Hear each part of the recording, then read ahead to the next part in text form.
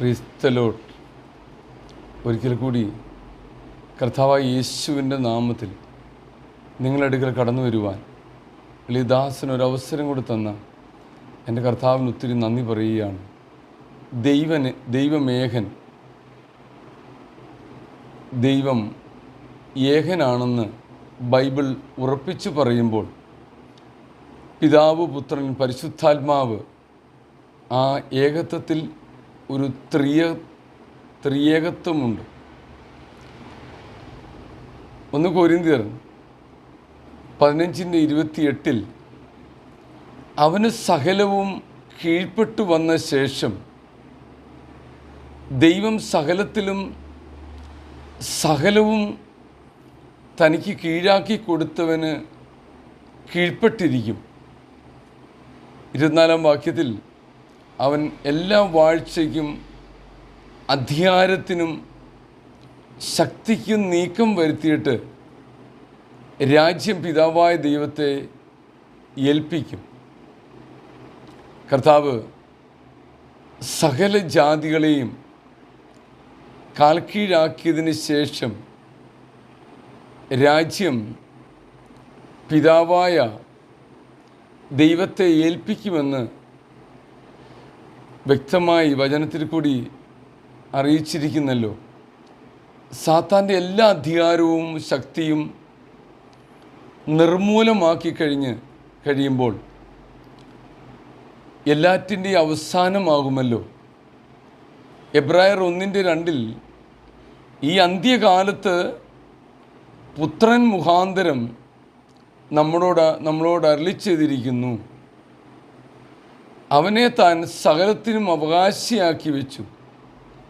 ഈ അവസാന നാളുകളിൽ തൻ്റെ പുത്രൻ മുഖാന്തരമാണ് ദൈവം നമ്മോട് സംസാരിച്ചിരിക്കുന്നത് എന്നും സകലത്തിൻ്റെയും അവകാശിയായി യേശുവിനെ ദൈവം നിയമിച്ചുവെന്നും വചനം വ്യക്തമായി നമ്മോട് പറഞ്ഞിരിക്കുന്നു. യോഹന്നാൻ 1:1 ആദിയിൽ വചനമുണ്ടായിരുന്നു, വചനം ദൈവത്തോടു കൂടിയായിരുന്നു, വചനം ദൈവമായിരുന്നു. ദൈവവും വചനവും തുല്യരാണ്. വചനം ദൈവമാണെന്ന് പറയുമ്പോൾ ആളത്വവും ദൈവത്വവും ഒരുമിച്ചുണ്ടെന്ന് മനസ്സിലാകുമല്ലോ. ക്രിസ്തുവിനെ നമുക്ക് കാണുവാൻ കഴിയുന്നത് ദൈവവചനത്തിലൂടെയാണ്. അതുകൊണ്ട് ദൈവം സംസാരിക്കുമ്പോൾ അത് പുത്രൻ മുഖാന്തരമാണ് സംസാരിക്കുന്നത്. യോഹന്നാൻ 1:1 ശ്രദ്ധിക്കേണ്ട കാര്യം വചനം ദൈവത്താലായിരുന്നു എന്ന് പറയാതെ വചനത്തിന് ആളത്വം കൊടുത്തുകൊണ്ട് ദൈവത്തോടു കൂടെയായിരുന്നു എന്ന് വ്യക്തമായി പറഞ്ഞിരിക്കുകയാണ്. ഇവിടെ തൃത്വത്തിൻ്റെ സ്വഭാവം, വ്യക്തിത്വം, ദൈവത്വം നമുക്ക് മനസ്സിലാക്കുവാൻ കഴിയുന്നുണ്ട്. പിതാവും പുത്രനും പരിശുദ്ധാത്മാവും ഒന്നാണെന്ന് കൂടുതൽ വചനം മനസ്സിലാക്കുമ്പോൾ ഹൃദയത്തിൽ ഗ്രഹിക്കാൻ കഴിയട്ടെ എന്ന് നമുക്ക് പ്രാർത്ഥിക്കാം. അതുപോലെ മനുഷ്യനിലും ത്രിയേകത്വമുണ്ട്. ദേഹം, ദേഹി, ആത്മാവ്. എങ്കിലും മനുഷ്യനും ദൈവവും തമ്മിൽ ഒരു വ്യത്യാസമുണ്ട്. മനുഷ്യന് 3 തിരിഞ്ഞ് പ്രവർത്തിക്കുവാൻ കഴിയില്ല. എന്നാൽ ദൈവത്തിന് 3 വ്യക്തികളായി തിരിഞ്ഞ് പ്രവർത്തിക്കുവാൻ കഴിയും. ദൈവത്തിന് അസാധ്യമായിട്ട് ഒന്നുമില്ലല്ലോ. ഉൽപ്പത്തി പുസ്തകം 1:26 അനന്തരം ദൈവം നമ്മുടെ സ്വരൂപത്തിൽ നമ്മുടെ സാദൃശ്യപ്രകാരം മനുഷ്യനെ ഉണ്ടാക്കുക, ദേഹം ദേഹി ആത്മാവ് ദൈവത്തോട് സ്വാഭാവികമായ സാദൃശ്യത്തിലാണ് മനുഷ്യനെ ദൈവം സൃഷ്ടിച്ചത്. ഒരു തൃത്വജീവിയായാണ് മനുഷ്യന് ദൈവം രൂപകൽപ്പന ചെയ്തത്. എന്നാൽ മനുഷ്യൻ ഒന്നായി ഒരു ശരീരത്തിൽ പ്രവർത്തിക്കുമ്പോൾ ദൈവം 3 വിധത്തിലുള്ള പ്രവർത്തനം നടത്തുന്നുവെങ്കിലും 3ഉം ഒന്നാണെന്ന് കർത്താവ് നമ്മളെ ഓർമ്മപ്പെടുത്തുകയാണ്. ഉദാഹരണമായിട്ട് പറഞ്ഞാൽ 2 ദിനവൃത്താന്തം 16:9 യഹോവയുടെ കണ്ണ് ഭൂമിയില്ലാതെ ഊടാടിക്കൊണ്ടിരിക്കുന്നു. സർവത്തിൻ്റെയും സർവാധിപനായ സകലത്തെ സൃഷ്ടിച്ച ദൈവം അവൻ്റെ കണ്ണ് സകലത്തെയും നിരന്തരം നോക്കിക്കൊണ്ടിരിക്കുന്നു. ഈ ലോകത്തിൽ നടക്കുന്ന സകലതും നിരന്തരം നോക്കിക്കൊണ്ടിരിക്കുന്ന പിതാവ് അവൻ മയങ്ങുന്നില്ല, ഉറങ്ങുന്നില്ല.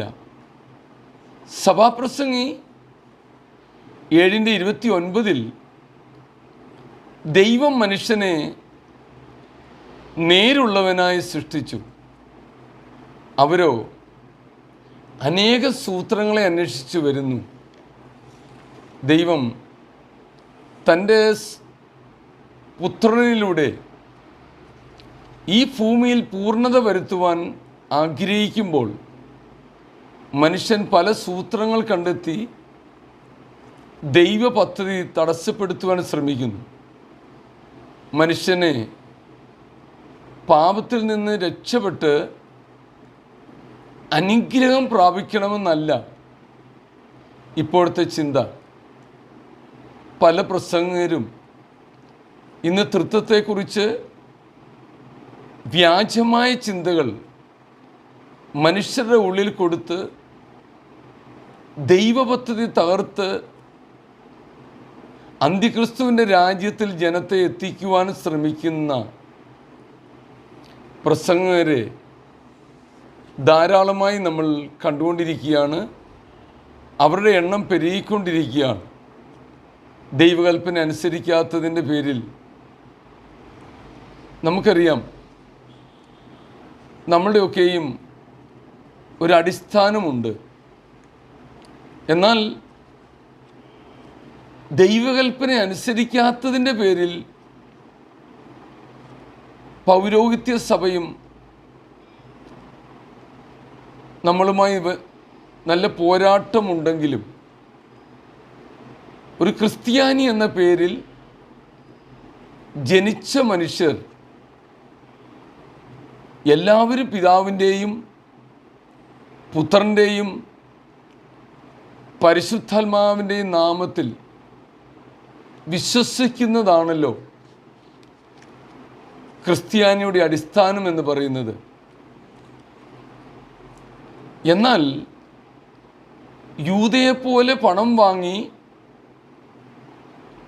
3 ദൈവങ്ങളുണ്ടെന്നും പിതാവ് മാത്രമേ ഉള്ളൂ എന്നും പുത്രനില്ലെന്നും വാദിക്കുന്ന ദുഷ്ടന്മാരുടെ കയ്യിൽ അകപ്പെടാതിരിക്കാൻ ഒരിക്കൽ കൂടി എൻ്റെ സഹോദരന്മാരെ ഓർപ്പിക്കുവാൻ ആണ് വീണ്ടും തൃത്വത്തെക്കുറിച്ച് തന്നെ പ്രസംഗിക്കുന്നതെന്ന് ഓർമ്മപ്പെടുത്തട്ടെ. ദൈവം മനുഷ്യനെ നേരുള്ളവനായി സൃഷ്ടിച്ചു. അവനോ അനേകം സൂത്രങ്ങളെ കണ്ടുപിടിക്കുന്നു. എല്ലാവരും ദൈവത്തിലേക്ക് വരുവാൻ ക്രിസ്തുവിൻ്റെ കൂടെ നിന്ന് ഒരു പൂർണ്ണതയിലേക്ക് വരാൻ എല്ലാവരും ആഗ്രഹിക്കുന്നത് കുടുംബങ്ങൾക്കും വ്യക്തികൾക്കും ദേശത്തിനും അത് അനുഗ്രഹമായിരിക്കും. യോഹന്നാൻ 14:9 ദൈവത്തെ ആരും കണ്ടിട്ടില്ല, എന്നെ കണ്ടവൻ പിതാവിനെ കണ്ടിരിക്കുന്നു. ക്രിസ്തു മുഖാന്തരമല്ലാതെ പിതാവിൻ്റെ അടുക്കൽ പോകുവാനോ കാണുവാനോ കഴിയുകയില്ല. അവനെ താൻ സകലത്തിനും അവകാശിയായി വെച്ചുവെന്ന് എബ്രായർ 1:2 പറയുന്നുണ്ടല്ലോ. യോഹന്നാൻ 17:3 പറയുന്നു, ഏകസത്യതയുമായ നിന്നെയും നീ അയച്ചിരിക്കുന്ന യേശു ക്രിസ്തുവിനെ അറിയുന്നത് തന്നെ. ഇവിടെയെല്ലാം പിതാവിനെയും പുത്രനെയും ഒരുമിച്ച് പറഞ്ഞിരിക്കുന്നതിൽ നിന്ന് തൃത്വം മനസ്സിലാകുമല്ലോ. യോഹന്നാൻ 17:5 പിതാവേ, ലോകമുണ്ടാകും മുമ്പേ, ലോക സൃഷ്ടിക്കും മുമ്പേ എനിക്ക് നിൻ്റെ അടുക്കലുണ്ടായിരുന്ന മഹത്വത്താൽ. ഇവിടെ കർത്താവിൻ്റെ ജഡാവതാരത്തിന് മുമ്പുള്ള കാലങ്ങൾ യേശു പിതാവിനോടൊത്ത് സ്വർഗത്തിലായിരുന്നുവെന്നും ഇപ്പോൾ മനുഷ്യാവതാരം എടുത്ത് യേശു ദൈവമാണെങ്കിലും ഈ ലോകത്തിൻ്റെ കാഴ്ചക്കാരിൽ പലർക്കും യേശു ദൈവമാണെന്ന് ഗ്രഹിപ്പാൻ കഴിയുന്നില്ല എന്നും അവർ ഒരു ആശാരിയുടെ മകനായിട്ട് കാണുന്നത് കൊണ്ട് പിതാവിനോട് പുത്രൻ പ്രാർത്ഥിക്കുന്നു, മുമ്പ് സ്വർഗത്തിൽ തനിക്കുണ്ടായിരുന്ന മഹത്വം മടക്കിത്തരണമേ എന്ന്. ഇവിടെയും ആ തൃത്വം കാണുവാൻ കഴിയുകയാണ്. 10-ാം വാക്യത്തിലേക്ക്, എൻ്റേതെല്ലാം നിൻ്റേതും നിൻ്റേത് എൻ്റേതുമാകുന്നു. എനിക്കുള്ളതെല്ലാം പിതാവിൻ്റേതാണ്, പിതാവിനുള്ളതെല്ലാം എൻ്റേതുമാണ്.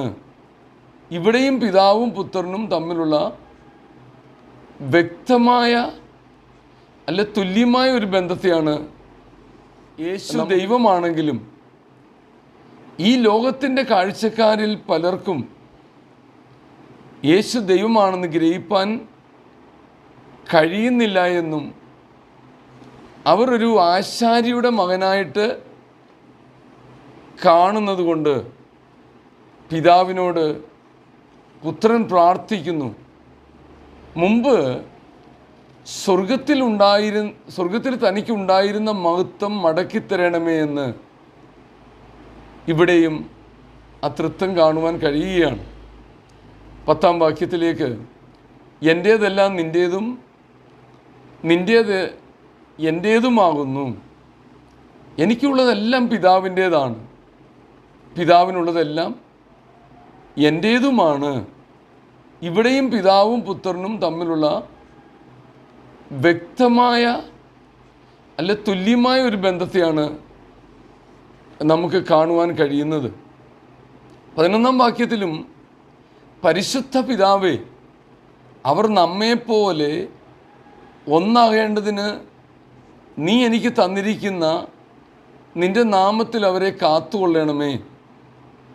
പരിശുദ്ധ പിതാവേ, നമ്മെപ്പോലെ അവരും ഒന്നായിരിക്കേണ്ടതിന്, പിതാവും പുത്രനും ഒന്നായിരിക്കുന്നത് പോലെ എന്ന് പറയുമ്പോൾ ത്രിയേകത്വം കർത്താവ് ഇവിടെ എടുത്ത് പറഞ്ഞിരിക്കുകയാണ്. 18-ാം വാക്യത്തിലേക്ക് വാ. നീ എന്നെ ലോകത്തിലേക്ക് അയച്ചതുപോലെ ഞാൻ അവരെയും ലോകത്തിലേക്ക് അയക്കുന്നു. പിതാവ് പുത്രനെ ലോകത്തിലേക്ക് അയച്ചു എന്ന് വ്യക്തമായി കർത്താവ് പറഞ്ഞിരിക്കുന്നു. 21-ാം വാക്യം, പിതാവേ, നീ എന്നിലും ഞാൻ നിന്നിലും ആകുന്നത് പോലെ. അപ്പോൾ യേശുവിനെ ദൈവം ഈ ലോകത്തിൽ അയച്ചപ്പോഴും പിതാവിൻ്റെ ഇഷ്ടം മാത്രം ചെയ്യുവാൻ തക്ക ഐക്യമുണ്ടായിരുന്നത് പോലെ ഈ ഐക്യുന്ന വിശ്വാസികളിൽ കൂടെ കർത്താവിനെ മറ്റുള്ളവർ കണ്ട് മാനസാന്തരപ്പെടുവാൻ ഇവരെ ലോകത്തിലേക്ക് അയക്കുന്നു എന്ന് കർത്താവ് പിതാവിനോട് പറയുകയാണ്. 1 കൊരിന്ത്യർ 15:24 നമുക്ക് തിരിച്ചു വരുമ്പോൾ പ്രത്യേകം അവിടെ കൊടുത്തിരിക്കുന്നു അവസാനം എങ്ങനെയാണെന്ന്. അവൻ എല്ലാ വാഴ്ചയ്ക്കും അധികാരത്തിനും ശക്തിക്കും നീക്കം വരുത്തിയിട്ട് രാജ്യം പിതാവായ ദൈവത്തെ ഏൽപ്പിക്കും. മനസ്സിലാക്കുവാൻ കഴിയുമല്ലോ ഇവിടെ പിതാവും പുത്രനും ഒന്നാകുന്നു എന്നത്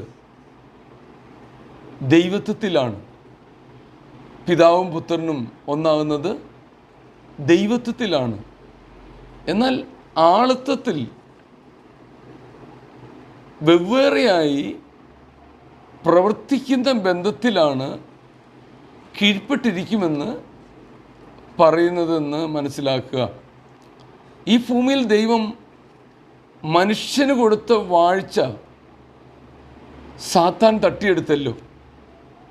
എന്നാൽ യേശു കർത്താവ് സാത്താൻ്റെ വാഴ്ച അവസാനിപ്പിച്ച് ആധിപത്യം ദൈവത്തിന് ഏൽപ്പിച്ചു കൊടുക്കുവാനാണ് യേശു മനുഷ്യനായി അവതരിച്ചത് തന്നെ. അവൻ സകല ശത്രുക്കളെയും കാൽക്കീഴാക്കുവോളം വാഴേണ്ടതിന് എന്ന് 1 കൊരിന്ത്യർ 15:25 പറഞ്ഞിരിക്കുന്നു. ദൈവം രൂപകൽപ്പന ചെയ്ത സകല സൃഷ്ടിക്കും എതിർപ്പായി നിൽക്കുന്ന സകല ശത്രുക്കളെയും നശിപ്പിച്ച് സകലവും കീഴ്പ്പെടുത്തിയ ശേഷം പിതാവിന് രാജ്യം തിരിച്ചു നൽകും. അതുവരെ പിതാവും പുത്രനും പരിശുദ്ധാത്മാവും മൂന്നായി പ്രവർത്തിച്ചുകൊണ്ടിരിക്കുമെന്ന് മനസ്സിലാക്കുക. കർത്താവ് മനുഷ്യനായി തീർന്നതിൻ്റെ ഉദ്ദേശം ദൈവീയ പദ്ധതി പൂർണ്ണമായ അവസ്ഥയിൽ ദൈവത്തിൻ്റെ അടുക്കിലേക്ക് മടക്കി കൊണ്ടുവരിക എന്നതാണ്. ഭൂമിയുടെ മേലുള്ള ദൈവീയ ഉദ്ദേശങ്ങൾ പൂർണ്ണമായും നിവർത്തിക്കപ്പെട്ടു കഴിഞ്ഞാൽ കർത്താവായ യേശു രാജ്യം പിതാവായ ദൈവത്തെ ഏൽപ്പിക്കും. ദൈവം ഏകനാണെന്ന് ബൈബിൾ പറയുമ്പോൾ സത്യം അത് തന്നെയാണല്ലോ.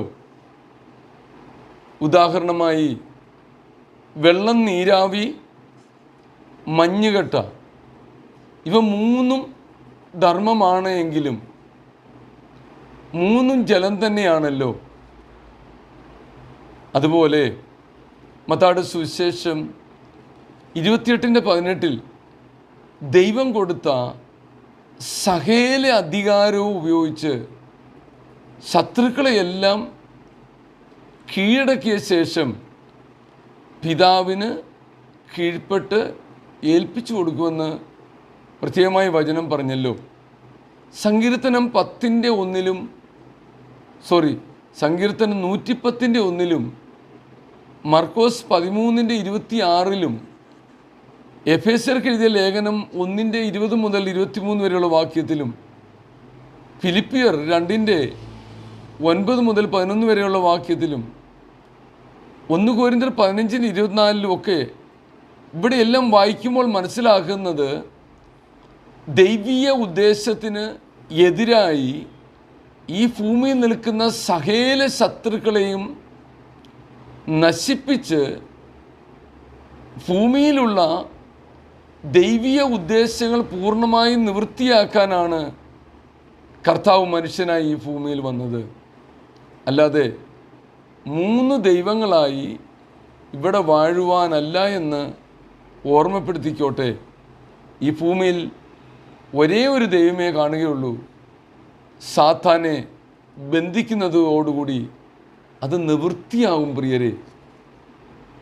സാത്താനെ ബന്ധിക്കുന്നതോടുകൂടി നിവൃത്തിയാകുമ്പോൾ യെശയ്യാവ് 65:17 മുതൽ ഭൂമിയിൽ തന്നെത്താൻ അനുഗ്രഹിക്കുന്നവൻ സത്യദൈവത്താൽ തന്നെത്താൻ അനുഗ്രഹിക്കും. ഭൂമിയിൽ സത്യം ചെയ്യുന്നവൻ ദൈവത്തെ ചൊല്ലി സത്യം ചെയ്യും. ഇതാ ഞാൻ പുതിയ ആകാശവും പുതിയ ഭൂമിയും സൃഷ്ടിക്കുന്നു, മുമ്പിലത്തവ ആരും ഓർക്കയില്ല, ആരുടെയും മനസ്സിൽ വരികയുമില്ല. അപ്പോൾ യേശു കർത്താവ് സകല ശത്രുക്കളെയും കീഴ്പ്പെടുത്തി പിതാവിന് രാജ്യമേൽപ്പിക്കുമ്പോൾ യെശയ്യാവ് 65:17 മുതലുള്ള വചനങ്ങൾ നിവൃത്തിയാകുമല്ലോ. അന്നാളിൽ ജനം എന്ത് പറയുമ്പോഴും സത്യദൈവത്തിൻ്റെ ഏക നാമം ഉപയോഗിക്കുമെന്നും അതുവരെ കർത്താവിൻ്റെ അധികാരത്തിൽ ഈ ഭൂമിയിൽ ശത്രുക്കളോട് പോരാടിക്കൊണ്ടിരിക്കുമെന്നും വചനം നമ്മളെ ഓർമ്മപ്പെടുത്തുന്നു. യെശയ്യാവ് 65:24 കർത്താവ് ശത്രുവിനോട് പോരാടി ജയിച്ചു കഴിയുമ്പോൾ രാജ്യം പിതാവിന് ഏൽപ്പിച്ചു കൊടുക്കുമ്പോൾ യെശയ്യാവ് 65:24 അവരെ വിളിക്കുന്നതിന് മുമ്പേ ഞാൻ ഉത്തരമരുളും, അവർ സംസാരിച്ചുകൊണ്ടിരിക്കുമ്പോൾ തന്നെ ഞാൻ കേൾക്കും. ചെന്നായും കുഞ്ഞാടും ഒരുമിച്ച് മേയും, എൻ്റെ വിശുദ്ധ പർവ്വതത്തിലെങ്ങും ഒരു ദോഷമോ നാശമോ ആര് ചെയ്യുകയില്ല എന്ന് യഹോവ അരുളിച്ചെയ്യുന്നു. നമുക്കറിയാം, പാപനിമിത്തം ദൈവകോപം ജനത്തിന് മേൽ വന്നതുകൊണ്ട് നമ്മുടെ പ്രാർത്ഥനയെ പോലും ലോകത്തിൻ്റെ പിശാച് തടയുകയാണ്. എന്നാൽ യേശു നിമിത്തം പരിപൂർണമായി ശത്രുക്കളെ തകർത്ത് ദൈവീയ പദ്ധതി എന്തായിരുന്നു അത് നിവൃത്തിയാകുമ്പോൾ മനുഷ്യന് ദോഷം ചെയ്യുന്ന ശത്രുക്കളെ തകർത്തു കഴിഞ്ഞാൽ പ്രാർത്ഥനയ്ക്ക് തടസ്സമായി യാതൊന്നിനും നിൽക്കുവാൻ കഴിയില്ലല്ലോ. അങ്ങനെ ഭൂമിയിലുള്ള ഈ ദൈവീയ പദ്ധതികൾ നടപ്പിലാക്കാൻ ആണ് യേശു ഈ ഭൂമിയിലേക്ക് വന്നത്. പിതാവായ ദൈവം പുത്രനെ അയച്ചത് തന്നെ ദൈവത്തിൻ്റെ ഈ പദ്ധതികൾ നടപ്പിലാക്കാൻ വേണ്ടിയാണ് പ്രിയരെ. ദാനിയേൽ 7:14 അത് തന്നെ എഴുതിയിരിക്കുന്നത്, സകല വംശങ്ങളും ജാതികളും ഭാഷക്കാരും അവനെ സേവിക്കേണ്ടതിന് അവൻ ആധിപത്യവും മഹത്വവും ലഭിച്ചു. അവൻ്റെ ആധിപത്യം നീങ്ങിപ്പോകാത്ത നിത്യ ആധിപത്യവും അവൻ്റെ രാജ്യത്ത് നശിച്ചു പോകാത്തതുമാകുന്നു. ഈ ലോകരാജ്യങ്ങളെല്ലാം അസ്തമിച്ചു പോകുമ്പോൾ അത്യുന്നതനായവൻ അത്യുന്നതനായവൻ്റെ വിശുദ്ധന്മാർ സദാകാലത്തേക്കും രാജ്യത്വം അനുഭവിക്കും, നന്മ അനുഭവിക്കും. യേശു ഈ അവസ്ഥ മാറ്റുവാനാണ് ഭൂമിയിൽ വന്നത്. കർത്താവ് മനുഷ്യ അവതാരമെടുത്ത് ഈ ഭൂമിയിൽ വന്നത് എന്തിനാണെന്ന് ഇത്രയും വചനം കേൾക്കുമ്പോൾ ആർക്കെങ്കിലും മനസ്സിലായി കാണുമെന്ന് വിശ്വസിക്കുന്നു. അല്ലാതെ ദൈവം ഇവിടെ 3 ദൈവങ്ങളായിട്ട് വാഴുവാനല്ല വന്നത്. ത്രിയേക ദൈവത്തിൻ്റെ 3 വിധത്തിലുള്ള പ്രവർത്തനത്തെക്കുറിച്ച് ശരിക്കും മനസ്സിലാക്കുക. മരണം, പാപം, സാത്താൻ, ഈ ശത്രുക്കളെല്ലാം കീഴ്പ്പെടുത്തുക എന്ന പുത്രൻ്റെ ദൗത്യം പൂർത്തീകരിക്കപ്പെട്ട ശേഷം ത്രിയേക ദൈവത്തിൻ്റെ ഭരണത്തിന് കീഴിൽ നമ്മളെല്ലാവരും ഒന്നായിരിക്കും പ്രിയരെ. നമ്മളെല്ലാവരും ആ ഏക ദൈവത്തിൻ്റെ കീഴിൽ ഒന്നായിട്ട് നമ്മൾ വാഴും. ആ ദിവസങ്ങളിൽ ശത്രു പരാജയപ്പെടും, ദൈവം നമ്മളെ അനുഗ്രഹിക്കും. ഈ വചനങ്ങളാൽ കർത്താവ് നിങ്ങളെ, നിങ്ങളുടെ കുടുംബത്തെയും അനുഗ്രഹിക്കട്ടെ. Praise the Lord.